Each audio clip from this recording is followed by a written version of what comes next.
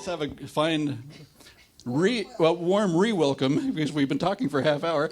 Dorothy Wilhelm. Thank you.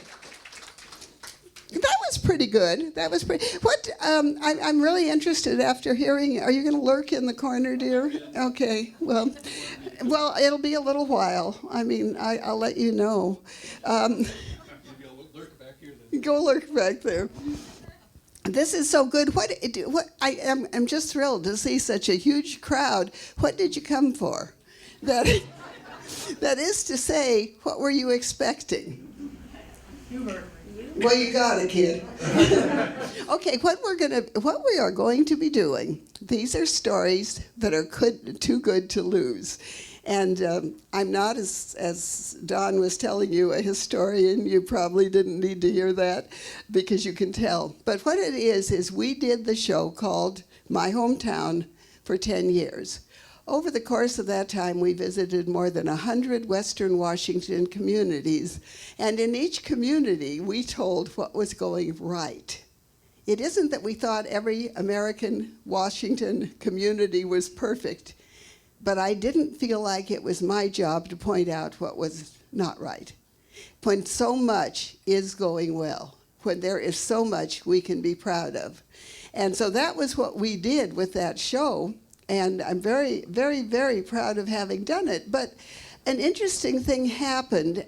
Everywhere we went, you could count on it, that at some point, somebody'd come up to me and say, hey, I've got a story you've got to hear. You've got to hear this. These are the stories that people tell you.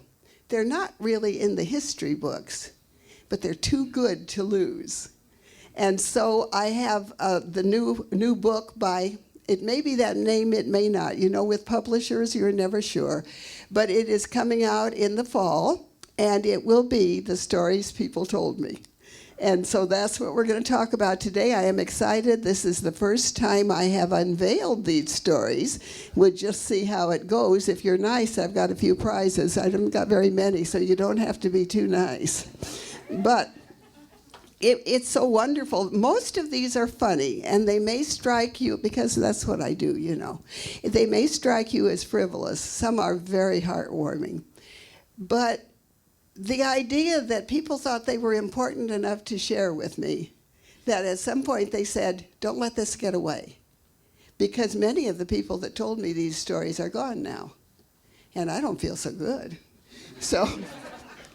And so we know that if we don't collect them, we're going to lose them. So that's what you're going to be seeing and hearing today. And I want you to know I made this PowerPoint presentation my very own self. Usually I don't do PowerPoint because I am the visual aid, but just for you, I put pictures together. So to start with, we're going to have the legends that are part of our Puget Sound area. And I don't know how many of you knew, I did not. All good stories start once upon a time, you know. Once upon a time, Paul Bunyan got tired of the Minnesota woods. And he and Babe, who turned out to be a boy, did you know that? I always thought Babe must be a girl, but if you look at the statues, Babe is a boy. Well, they had problems I hadn't even thought of. Anyway, but they came out to the Northwest, and they, digging 4 days and 4 nights, dug Puget Sound. And it went so well that they went on and dug Hood Canal. I didn't know that. I was quite surprised, and I called my son, he's an attorney, but we like him anyway. And I said, did you know that Paul Bunyan dug Puget Sound? And he said, oh yeah, we learned that in 3rd grade. So, of course, Paul Bunyan is also credited with starting the logging industry in this area. So I thought that was kind of a good place to start. I forget how I changed the slide, my love. Right arrow. This is my left hand. Well, one of the things I'm doing with this book is when I come to a place that I know I have no expertise, I invited someone else to write a chapter. And I don't know, had I gotten around to asking you to write a whole chapter yet? Well, you are, honey. Okay. So there are certain areas, but this was one particularly that I felt as if it needed real expertise. This is the story of how the Steilacoom Indians were created. And Danny Marshall, who is the Steilacoom, or one of the Steilacoom tribal elders, actually wrote this for me, and it will be the opening of the book. In fact, we're going to dedicate the book to his mother, Joan Ortez, who is the first person to tell me about the Steilacoom flowers and all that, because the Steilacoom people have always been there. As he writes, Steilacoom, the people of the pink have always been here, because this is where God put us. Asking what Steilacoom means is like asking what America means. Steilacoom represented the 5 permanent villages located throughout Pierce County, and also defined as the people of the Indian pink, a now rare flower that is just, in fact, being restored. Jim Senko in Steilacoom actually has some of these pink flowers growing in a restored flower bed. Jim has been really active in restoring the camas and the pink, the Steilacoom pink. They actually go out before office buildings are built and that kind of thing and roll the turf up and take the seeds and the bulbs and bring them in. So he's part of that. So Danny said, a now rare flower that once grew abundantly on the hills and plains of Steilacoom. We are the people where the pink flower grows. And he wrote us the first chapter. Notice how my poor little geriatric fingers, it's going to be a while. Oh, well, okay, here we go. This is actually a play, but I'll just read you a little of what he said. And then you, when the book comes out from History Press, probably in the fall, if I don't louse up, you can get it and read the rest of it. But this was a 3-act play, and he shared the first act with us, which is the story of creation. And he says, a long time ago, the world was a beautiful place, and the people were not the same as they are today. We call these people the first people.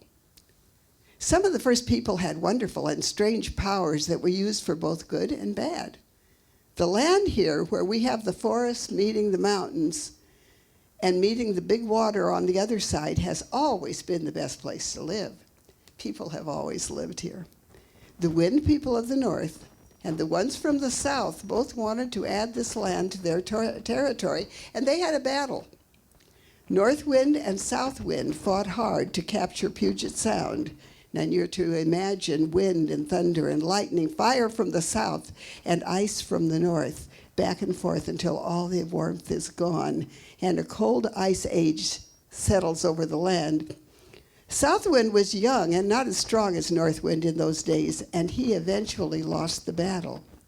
North Wind took over all the land.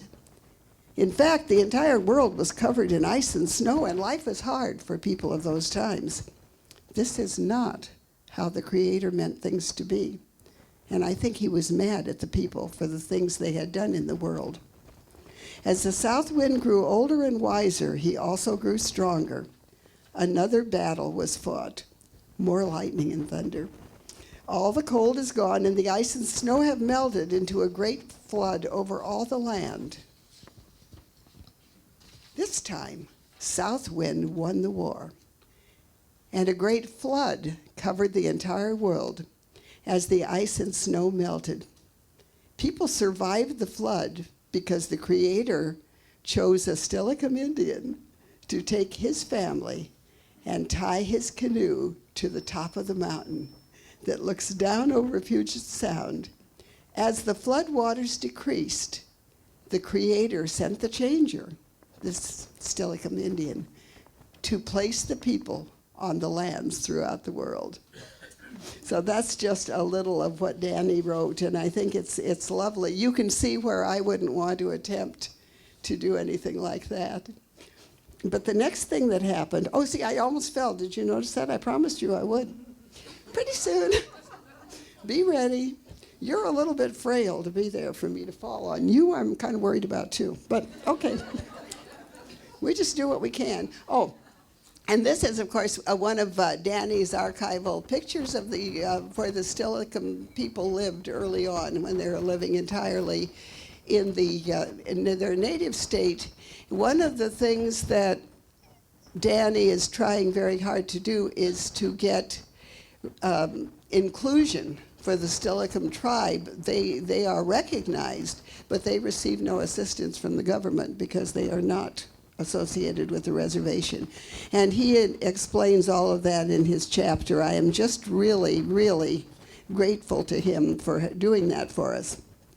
So then, we come to our Mount Ranier, which, I mean, you know, the first people thought that mountain was God, and you can see why. I have a book that was written in 1911, and by John Williams, and he says that they thought it was God not only because it comes and it goes, it appears and it disappears, but it is changing day by day. It melts, it grows, it twists. So many, many stories have grown up with the mountain. And my own personal favorite, when we were in Bonnie Lake, they told me, they took me out to a very high hill, and they did not push me over, which I thought was a very good thing. But looking down from the hill, you could see, what they told me were the footsteps of the Sasquatch. And it almost looked like they were very large, but it almost looked like where a foot would hit, the heel would fill with water. So you had a number of little places across. And the story that went with it was that the Sasquatch were hunting one day, and they found an elk. And of course, the elk are plentiful in that area. And so as they hunted, they were chasing the elk, and they chased him right into the mountain. And if you look very carefully, you can still see that he is in there looking back. So, and it's good to know where he is. Should we need him, he's right there. Now, in that same book about the mountain that was God, there's a story I hadn't heard before about why there are no poisonous snakes in Western Washington. I'm sure you've noticed that. It is a good thing. There are garter snakes. I had a friend, Donnie Moyer, a friend when I was at Cairo, and he would be able to tell you that there were poisonous snakes in Eastern Washington because he sat on one. And he was in the hospital quite a while. So, but we don't have those over here for some reason. So the story that John Williams told, was that a long time ago, he says Tahis which is another name apparently for God, ordered a medicine man to take his bow and arrow and shoot into one of those clouds that hangs low over the mountain. The medicine man shot the arrow, and it stuck fast in the cloud. Then he shot another arrow into the lower end of the first. Then he shot into the lower end of the second. And he shot arrows until he had made a chain which reached from the cloud to the earth. And then he told the good animals, and he was able instantly to pick them out. He told the good animals to climb up the arrow trail. And then he looked back. He saw them, that they climbed up. He climbed up himself, and he looked back and saw that now the bad animals, I do not know who those were, but the bad animals and the snakes were climbing up the arrow trail. Therefore, the medicine man broke the chain of arrows, and now it's just kind of dangling there. Thus the snakes and bad animals fell down on the mountainside, and then at once it began to rain. Well, we know where we are, don't we? It rained until all the land was flooded. Water reached even to the snow line of the mountain. When all the bad animals and snakes were drowned, it stopped raining. After a while, the waters sank again, and then the medicine man and his wife and the children climbed out of the cloud and came down the mountainside. The good animals also climbed out of the cloud, and now there are no snakes or bad animals on Mount Ranier, on Tacoma, or on our whole side of the mountain. That was handy of them, wasn't it? Who knows about the clay babies of Fox Island? Now, you all know there are no foxes on Fox Island, right? Anyway, well, it's named for, and I can't recall his rank because I think he was like a captain or something. They're all captains or generals. That's all there were, or sergeants. Anyway, he was definitely not a sergeant. He was the doctor with the Wilkes party. So anyway, that was why it was named Fox Island. But the story here is of the clay babies on Fox Island, and the clay babies are little creatures that the water naturally creates out of the dirt and the sand and all the other little things that are there.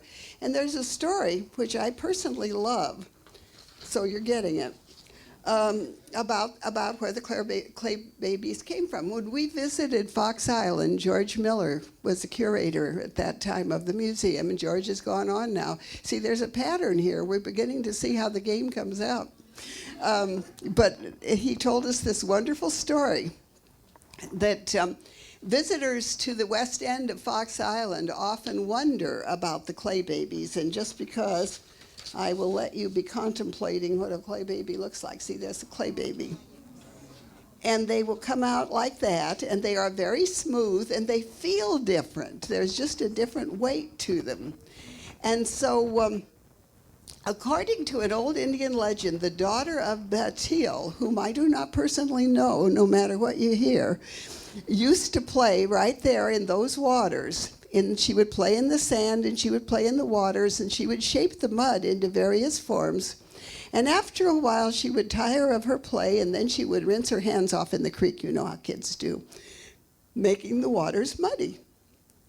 When she grew to womanhood, many young Indian men from far and near sought to marry her. But she would not marry any of them after all. And by the way, let me just step aside for a minute. You may wonder about my terminology. I know that we had just gotten through learning that First People should be called Native Americans, but as Danny, tribal elder of the Steilacoom Tribe, uses the term Indian, if it's good enough for Danny, it's good enough for me. So that's what I'm doing. Okay, so she isn't getting married because she's, you know how they are.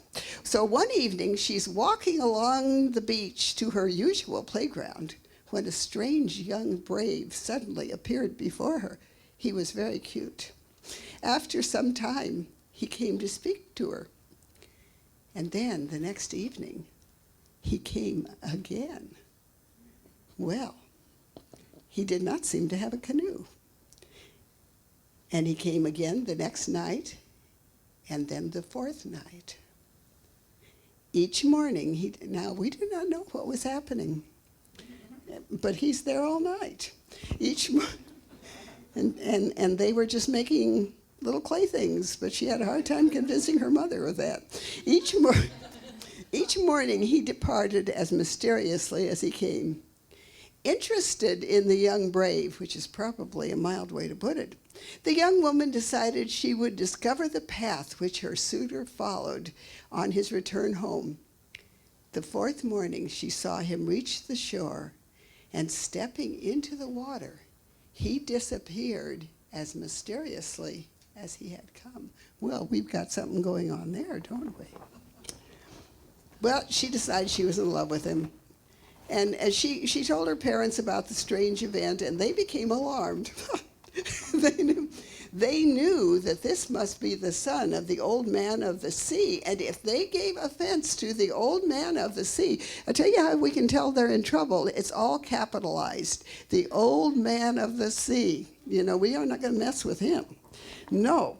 the old man of the sea, and they knew that if they gave offense to him by refusing to allow their daughter to marry his son, then he might dry up the springs on the island. Their fears were not groundless. As events soon proved, the water in the springs disappeared as if by magic. Grass became brown, and the crops died. So, as soon as the parents gave their consent for their daughter to marry, the springs returned to normal. How do you like that? At last, one day, the young man came to claim his wife. Taking her hand, they stepped into the sea to disappear beneath the surface. The mother found this difficult, and I'll tell you what, I'm sympathetic with the mother. Heck with those kids. They never call, they never write. So anyway, they disappeared under the sea and apparently were very happy. Who could tell? And the daughter tried. She came home several times to visit, but this is just hopeless. One day, the mother noticed that she was growing seaweed on her face, and she was turning into a sea creature. And if it weren't hilarious, it would be terribly sad. And so the mother, now this is where the mother, you'll all agree with me, the mother went astray at this point because she told the daughter not to come anymore. Now, we would not do that. We would love them seaweed or not, because we have put up with a lot worse than that. But no, so she told her daughter it was just complicating things too much, and she had better not come home anymore. And so, of course, the daughter was very sad. But she left. And so she and her husband lived happily under the sea, and for all we know, they're still there. But occasionally, when the lovely maiden gets lonely, she comes back to that little corner of Fox Island and makes the little clay babies and leaves them for her mother to find, so she will know that she did not forget. Isn't that just the worst thing you ever heard in your life? So, anyway, now the legends at this point end, which is probably just as well. And the real people start to come in, which really complicates things. I could probably have found a worse drawing than that, but I didn't have a lot of time. Anyway, so this is the Hudson Bay Company came down in 1832 to the area that is now DuPont. And in fact, where that fort was is just about 3 blocks from my house. So I go by there every once in a while and shake my head. You know, it's kind of good. But we're very proud of that beginning. And the thing about the Hudson Bay Company that was a really big surprise to me, you may have already known this, but I didn't. I always envisioned that the people that had come in with the first colony were sort of like, trappers, kind of grungy, eating varmints, trying to trap. Well, no, it turns out Hudson Bay was Microsoft. They had, in fact, the first year there were only 3 people. They came down, built a little outpost, and there were only 3 people, and I'm sure they did have to eat varmints. I had my heart set on someone doing that. But in 1832, they actually built Nisqually House, which was the precursor of this. And by 1833, they had a bustling settlement. Microsoft, Hudson Bay, was herding Texas Longhorns up for them to eat, and also for crops in the area, sheep, pigs, and of course seed for farming. And to think that in those days, without the help of Twitter or anything, they were able to do that in 2 years, it just seems wonderful to me. It's and the thing I didn't know, and this is one of the stories people wanted me to know, this is where our state began, okay? This is where our state began, and I always imagined, because I had read about the Hudson Bay Colony, that they were Canadian, were British, I don't know. In actual fact, Fort Nisqually by 1833, this is pretty early now, before the Civil War, in the rest of the states, country, whatever, Fort Nisqually was staffed by these people: Scotch, Native American, Kanaka, Hawaiian, French Canadian, West Indians, Englishmen, and oh yeah, in later years, Americans. And it to me, it just gladdens my heart to know that from the beginning, and I'm going to say it and you're going to hate me, nobody put any walls up. And I had not known so many people were involved. Well, time went along, of course, and the next thing, even though I lived next door, here's where the story comes in. Even though I lived practically next door, I had imagined that, I suppose you all know that that fort is not there anymore. It is up at, this is a sore point for those of us in tourism in DuPont. We misplaced the fort. It's not there anymore. There's no there. It got away. Well, all this time, it's been something I haven't much wanted to talk about because I thought it was pretty careless of us. I thought, I knew the young businessmen moved the fort from its place in DuPont to where it is now up at Point Defiance. And I thought, how could they be so dumb? And especially now that they're talking about building a faux fort, I just think that's hopeless. But anyway, I digress. Anyway, but it turns out two things I didn't know, and this is what goes with the story. Thing one is that, of course, in the first place, it was a lot easier to move things that were made of wood like that. You could take them in panels and you could move them across.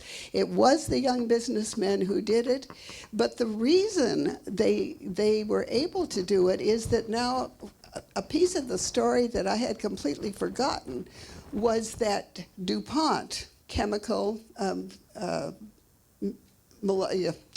ammunition. Their slogan used to be DuPont, better things for better living through chemistry. I remember that. Well, anyway, they owned all of this land, and they were not interested in developing it. The folks in DuPont actually did want to build. They did want to have a park. They did want to. You knew that, I bet. You knew it, and you kept it quiet. You didn't tell me. anyway, so the thing is that it really was at the time the only possible solution.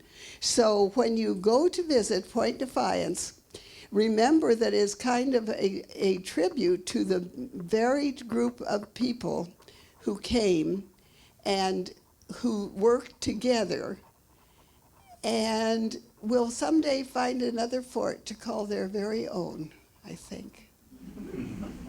Any questions so far? When did DuPont acquire That DuPont, 1832. No, that was the Hudson Bay Company. DuPont, the city? When did the company, the chemical company? Oh, 1906, I think. Oh. I think right around in there. And it was, and that's, like if you go up to the museum and all, that's the part of the museum is mostly devoted to the chemical company, I think mostly because of the fact that those folks are still there. And I mean, many of them, they're still descendants or whatever. One thing they are trying to do is to, there's the old dynamite train, little narrow gauge train that used to go down to the water carrying dynamite and munitions, and they're hoping to, they've removed the combustibles, and they're hoping to turn it into a train that tourists can come and ride on, so that would be good. Now, after, we weren't the only ones, though, that something exciting was happening for, so at the same time, now, Don, this is one of my very favorite stories, and if he doesn't, I've asked Don just because, as I say, whenever I come to a place where I know people have the story better than I do, then I ask them to share it. And so Don is going to be writing a chapter in my book. I don't think he necessarily knew that, but he is. In your spare time, honey. Okay. You got 3 weeks. What do you want? 3 weeks. Oh, okay. All right. Well, yes, Simmons and Bush are the founders of Tumwater, which is the first permanent American community in the state, where Steilacoom's the first what do you call it, official state, official city. What's the word I'm looking for? Anyway, incorporated, there you go. The first incorporated city, but Tumwater was here before, 1845. And they were from Missouri, Clay County, Missouri, and they were hearing all these stories about the Oregon Trail and the Oregon country. You throw a seed out your window and it would sprout. It's such a rich, mild climate. It's just very inviting, plus free land. It was patriotic to move out west on the Oregon Trail, and the early settlers would get their choice of free land, and so that sounded pretty good. But another reason for our Simmons-Bush party to join the train in 1843 was that George Bush, which is an artist's conception, we don't have a photo of him, but he was part black. He was of mixed race with a white wife. And so they were in pre-Civil War Missouri and saw the handwriting on the wall, what was happening in the States, and decided maybe we can go out into the wilderness, into the new country, and escape racism. So they came out on the Oregon Trail.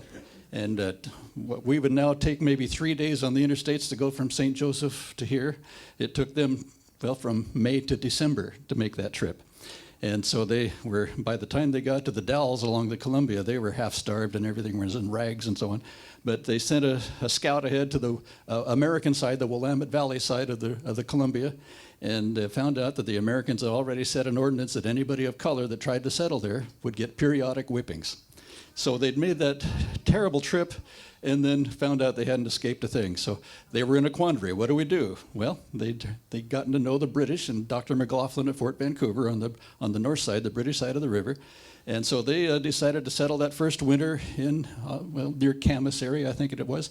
And so they worked for their keep. They split shingles for the Hudson Bay Company at Fort Vancouver and earned their keep, so to speak. And Dr. McLaughlin saw that we were bringing in all the settlers and we were getting a better claim on the Oregon country. So politically, he saw the handwriting on the wall, but he also liked the character of these folks.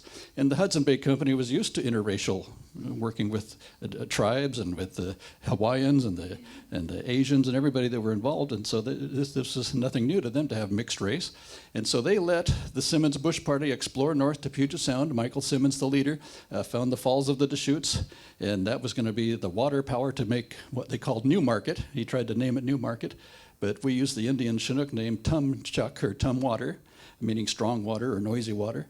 And that's where they brought their families, and because of racism in Oregon is why Washington got started. So there's my little story. Wonderful, and I think a little appreciation would not be amiss. Not too much. I mean, we don't want his head to get big. There's one thing, though, Don, is this correct? My favorite part of the whole story, and it turns out I made up so much of this. I keep thinking I read it, and no, I didn't. But the quote that it's attributed, I think, to Michael Simmons is that when they arrived, and I can just see them coming to Oregon, as you said, thinking they're there, there, and they don't. Yeah, you can stay, but we don't want his kind here. And it was supposed to be Simmons who said, "He is the best man among us.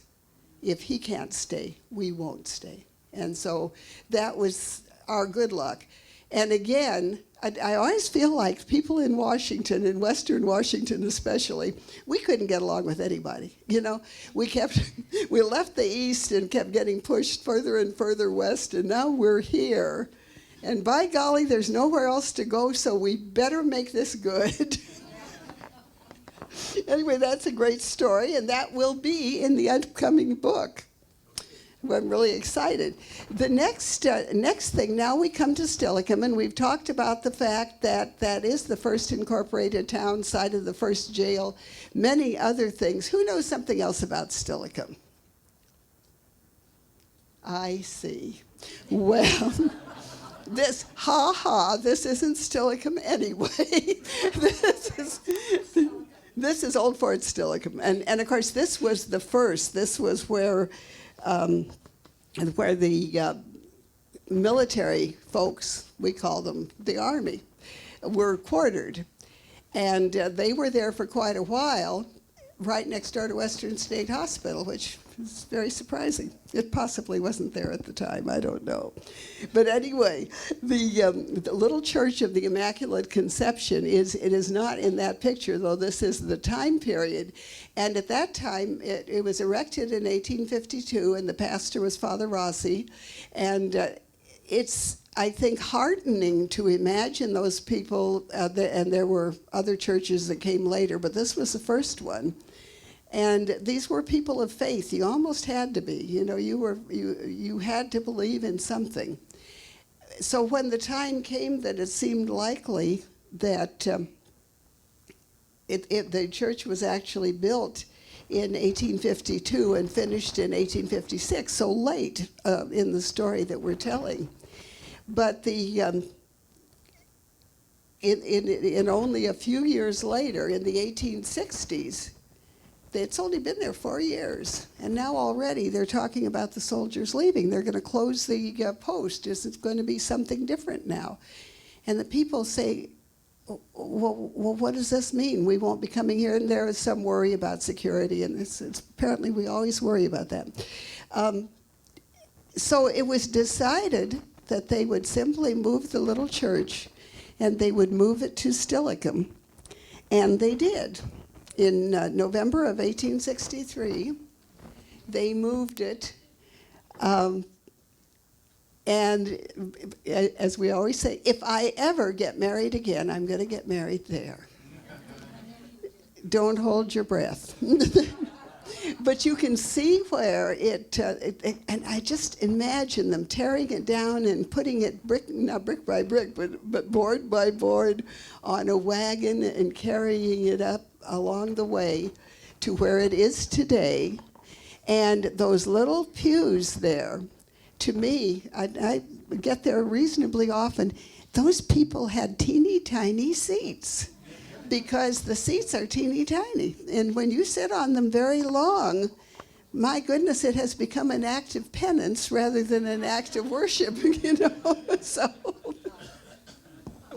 So anyway, now there's a 7:30 Mass. I think that and see, the inside, as much as possible, is still the way it was.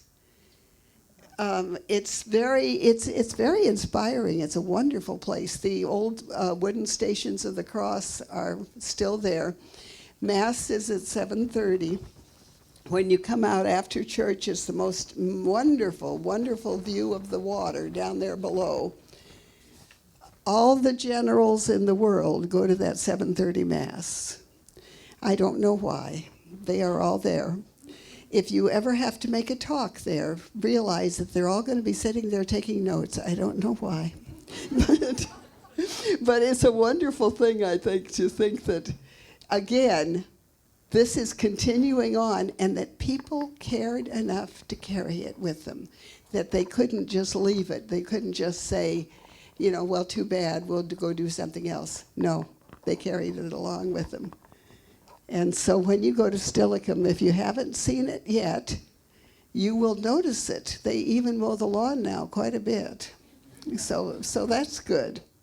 We had one time we were doing a costume presentation with Ray Egan, who does a play or a one-man act as Father Rossi. He also does Ezra Meeker, but we had a tour group there, and we had Ray come out as Father Rossi, and I had introduced him as saying that he was there since 1862 or whatever, yeah. And this gentleman said to me, didn't you say, after it was all over, he came up to me and he said, didn't you say that he was here in 1862? Ray's very good. And I said, yes, I did. And he said, well, he's still here. So remember that. Now, you're going to be so thrilled for me because I forgot the next picture. You're going to have to just put your hand over your forehead and hum. I actually put it on one presentation but not the other, because still in Steilacoom, I'm going to tell you about the ghost at E.R. Rogers. Now, who all knows the ghost? Have you seen him personally? You know about it. You know about it. I used to live there. With the ghost? With the ghost. With the ghost. I was little. Well, tell about it. What do you know? Well, E.R. Rogers was first. Try this. Thank you. The building was built by one of the The idea is it goes in your. the building was originally built by one of the captains of Steilacoom was a port, and so one of the captains of one of the boats ships built this for his wife, and it was a pretty ornate house for the time. And then someplace along the way it fell into disrepair, and they made it into apartments. So when I was a child, my parents and I lived in the apartments. And my brothers were a lot older and waiting to go off to World War II, so they lived in an apartment downstairs. And then eventually they made it into the restaurant. And so I was in the restaurant one day, and I'd forgotten, I didn't remember any of this. And they were saying, go upstairs and explore it and everything. So I did. And I went up there, and there was a portion of the building that I said, what is this? And then I remembered that the black stove went over there, the balcony was over there, and that was our apartment for several years. So. Very good. Enthusiasm, please. In lieu of a gift. No. So what was the name of the person who built the place? Captain Rogers. E.R. Rogers. Yes, good. But that doesn't explain the ghost. Where did the ghost come from, and what does the ghost do? Well, apparently, in actual fact, we are not sure who the ghost is. There are three possibilities. One is we think it was his daughter or his wife, or both simultaneously in a terrible, influx of a disaster, who died there because there is a woman. Now, see, these things actually happen. You kids don't believe me. It's not my fault. Where the ghost of the woman is mostly seen, just her legs, just from about the foot to the knee, and it is going up the stairs, and it disappears. The reason is, what's the reason? Got an engineer around here? It disappears because in the old days the floor was there. And she comes to the top of the stairs, and she disappears because it didn't used to be. When she was there, it wasn't there. The other thing, same person, she often sits in the rocking chair by the window and rocks. We don't see her, but we see the rocking chair. And if you take the rocking chair away, she'll bring it back. Now, I happen to have had a little bit of experience with this particular thing. It's a funny thing. It's not a poltergeist. Now, we're suspending disbelief. We know that. But what it is that certain things happen. Now, the house has been bought recently by an attorney, and she has completely redone it, and it's just gorgeous. It's just absolutely lovely. And she says she never sees any ghosts anymore because I think they're happy. I think it's, it's all very well. But she said, nevertheless, sometimes you'll come down in the morning and the fire will have been turned on, or the lights will be on that you turned off. And that's something that has happened characteristically the whole time. So, but when we were there doing our show in about 2001 maybe. Jack Sage, who was a local person who did Halloween tours and all kinds of things like that, telling people about the ghosts in Steilacoom and that kind of thing. And Jack was telling us about the ghost. See, what did I tell you? Jack said, and he told us that the major thing is the ghost is not crazy about people being in the house, which is why there were so many more sightings when it was a restaurant, and because there were people there and he didn't want them there. But he said, I tell you what, he really doesn't like electrical lights. He doesn't like cameras. He doesn't want people here. He doesn't want cameras here. Well, of course, what have we got? We had 3 cameras. the big old-fashioned kind they used to have. You remember when they used to have big old-fashioned cameras. So we had a 3-man shoot, and we were all set up, and Jack was telling us this, and all of a sudden there was a noise, kerpow, like an explosion, and all the lights went out, and all the cameras stopped. So we sat around a while and waited, and the lights didn't come back on. Well, see, that could have happened. A lot of things could account for that. But the cameras don't work. We didn't actually have, they weren't requiring electricity. So finally, we took the cameras out on the lawn and the chairs and sat out there and finished the interview. They worked outside fine. But he just didn't want us in there, I guess. So anyway, that is our one experience. But that's one of the stories people like me to know. Then, of course, at the same time, there's a lot of, this is one of my favorites. This is over in Parkland. Anybody get to Parkland very often?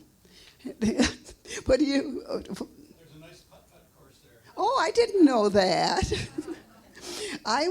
This is the Pioneer Museum, right? Yeah. They're not open much anymore. It's in a funeral home. Well, Oh, Don. Anyway, back to the when the wagon train came and the early settlers and all that. This is at the museum. Mrs. Mahan, and I cannot remember her first name, though I'm sure it will come to me, or not. This is her very tablecloth. This is the very tablecloth that she used to set her table with see, they're at the end of the Oregon Trail. It turns out the Oregon Trail ended in about how many places? Dozens. Just when they got this far, if they could get off, they got off. So anyway, when she is down where her home was right down at the bottom of one of the places the trail ended. And when she heard someone would come riding by or whatever and say there's a trail on, or there's a wagon train on the way, she would set her table with this beautiful tablecloth and this lovely china and all that, and she would go up to welcome them. And she would invite them in, and she would they could have a bath, they could rest, they could have a meal. And I just learned that in later times, the Hudson Bay Company and several others provided food, just as we do now. So when they came, there would be something to eat. I like to think that's the beginning of our hospitality here, that we've always been that way. Darn, we're nice people. Now, this is the Wine and Swine train wreck. And what happened was, and this would have been early in the 20th century, as you can tell from the engines.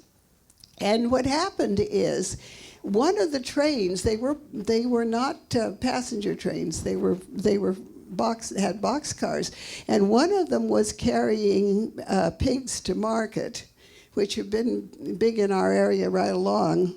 You know several yourself. And so one train had the pigs.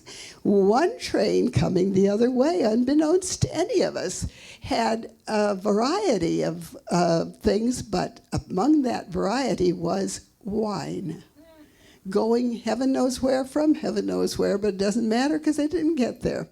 There's my dear friend, he's gone now, Mr. Robert Van Eaton, and Mr. Robert was almost 100 when we interviewed him. I don't think I'd ever been to Eatonville before. I did. We went to do that show. There's their little first pioneer cabin that the Van Eatons lived in. When they arrived, they had come from the east, and the funny thing is, they always said about T.C. Van Eaton that all his life he wanted a town named after him. And he hadn't worked out where, but he was going to do that. And he was, of course, as people tended to be, very, very industrious. He worked hard. And for a while, when they got west, he actually worked in Tacoma for a while. Now, 2 of his wives died, although not simultaneously. And he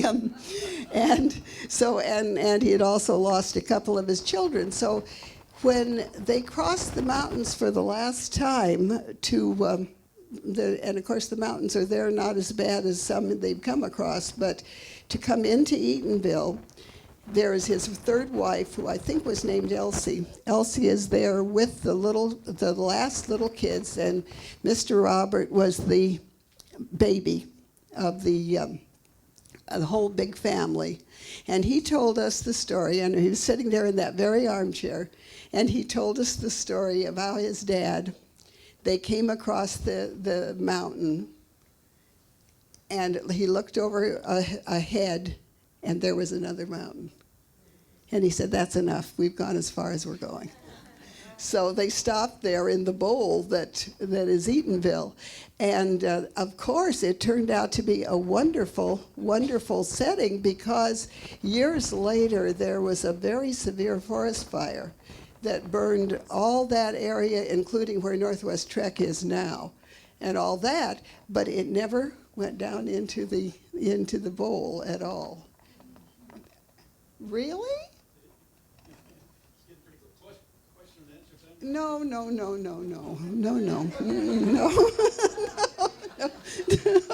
What? Oh, Don, really? Okay, Don is not going to let me tell you my best stories, but no, it's all right. Oh, but I've got to tell you, now this is just a few. These are so good. Boston Curtis. Does anybody know Boston Curtis? 1937? Boston Curtis was a jackass. You may think that you know some, but this is one. Boston Curtis ran for mayor of Milton, and he won.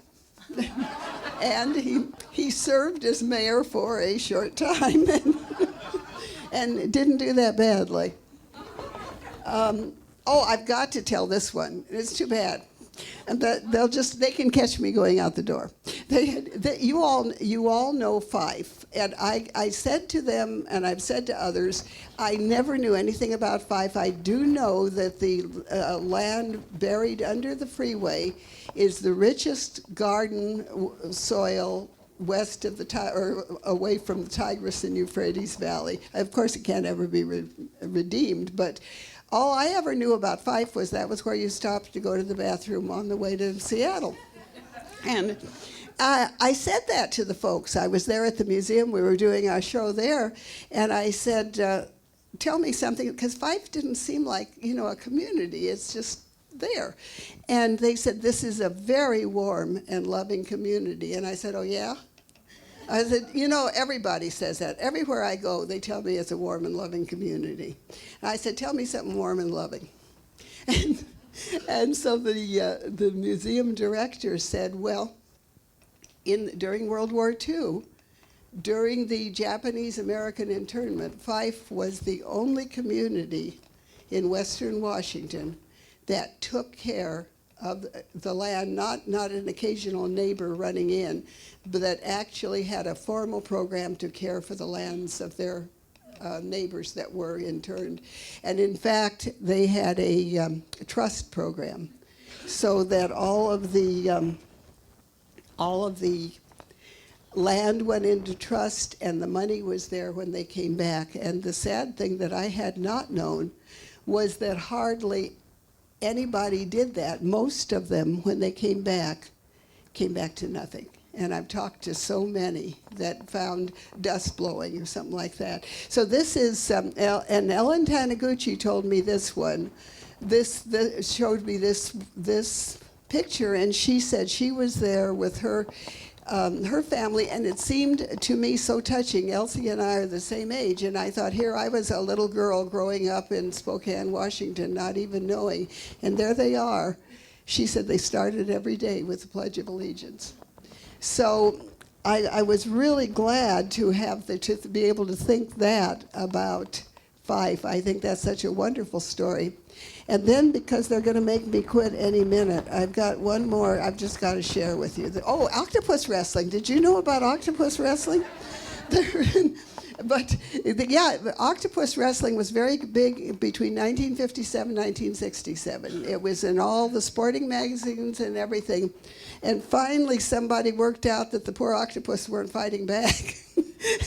So anyway, I've got some much better pictures than that. Anyway, so for our last story, because apparently you're just going to be that way, right? If anyone, but this one is one of my very favorites. I've got, we go from the sublime to the heartwarming to the pretty ridiculous. And this is, of course, in Lakewood, the nice lady whose head has mysteriously been lost. It was owned Lakewood Frames, their coffee frame store, and she had these two figures of Barbie and Ken. This is not Ken, by the way.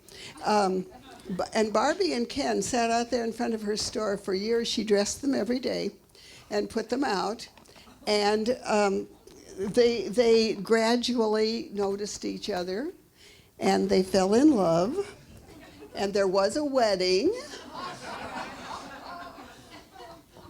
And they got married, and there were many newspaper stories about the things that were going on in their life. And then catastrophe happened. Ken was kidnapped. And they couldn't find him. Of course, the police took an interest in all that. And they couldn't find him. And finally, it was discovered that he had been murdered. And he was all decapitated and dismembered and chopped up and thrown on a garbage heap in, my gosh, Puyallup. And so it was so terrible, as you can imagine. Barbie had to go home to Germany. Who knew Barbie was German? I mean, really. And her mother had to come from Germany and take care of their baby. They had a baby. And she had to come and take care of the baby. And it was just, traumatic. And then, as we saw back here, Calvin came along. And Calvin, now as the story kind of ended, this was from our Lakewood show in, I think, 2001, or maybe a little later. Barbie was beginning to take an interest. Calvin was a friend of Ken's. And he had come to console her. And by golly, she was consoled. So anyway, that's and then for our very end, this is Nelly the Performing Pig. And Nelly, you can see how clean and beautiful she is, but she is also very gifted, very talented, and made a lot of money, which she banked thriftily. But she could push a grocery cart. She could ride a skateboard. And so Priscilla and Steve, and I can't think of their last name right now, who owned her, did very well too. They were on the Tonight Show. They were on all sorts of the evening talk show the circuit and all that kind of thing, and had a lot of success. And when we visited them in Gig Harbor, around 2005 perhaps, when we visited them in Gig Harbor, Nellie was invited us into her room, and there was a little canopy above the bed. You can't see it. It was really cute. And I said, it's not really usual for pigs. Let's be frank here, for pigs to have a bedroom on the second floor of a house. And Priscilla says, listen, she built this house. She can sleep anywhere she wants. So anyway, the name of the book, we think, is going to be Lost Washington Stories, but it could be something else because they get the publishers are sort of like the pig. They get to do anything they want. And so anyway, I hope you'll look for it. And if you are interested in my other book, Better Every Day, that's good, good girl, very good. It is available at Barnes & Noble and through Amazon on my website.